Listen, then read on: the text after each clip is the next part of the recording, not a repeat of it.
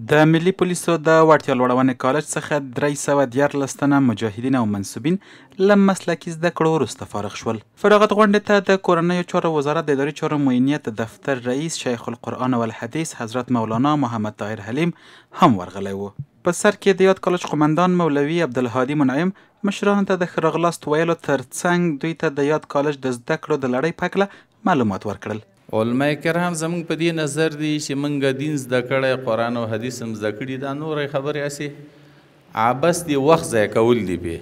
داسې ملګري هم شته، دا عقیده هم شته، خو زه خپله په دې خبره ځکه خفه کېږم چې زمونږ دغه خبره به تقریبا د دین سره ډېر اړخ ونه لري. موږ چې څنګه دین ته ضرورت لرو دغسې دنیا ته هم ضرورت لرو، د دنیا علومو ته هم ضرورت لرو.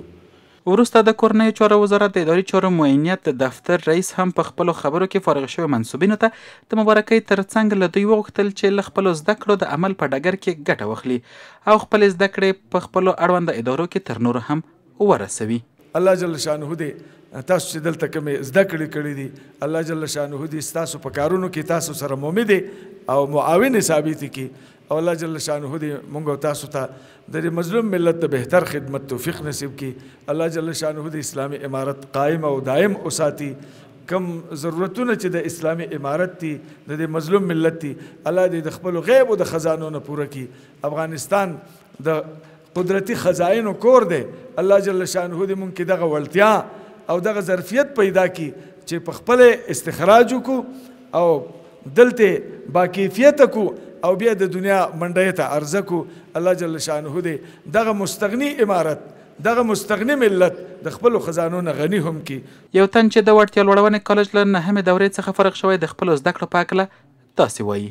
کوم دغه کورس یا دغه د درس ترتیب چې برابر کړی دی د وزارت داخلې د خوا څخه د هغو څخه ډېر منندوی یو او غواړو چې آینده کې نور هم دوی دا پروسه پسې وغځي، نور مجاهدین هغه هم د دې درس څخه برخمن سي. هیره دې نه وي چې یادو کسانو د 5 نویو په لړ کې د لوجستیک، امني، جنایي، اداره او مدیریت، ترافیک پولیس، عملیاتي او داسې نورو برخو کې زده کړې ترلاسه کړي دي. د غونډې په پای کې په فارغ شویو کسانو د فراغت سندونه وویشل شول.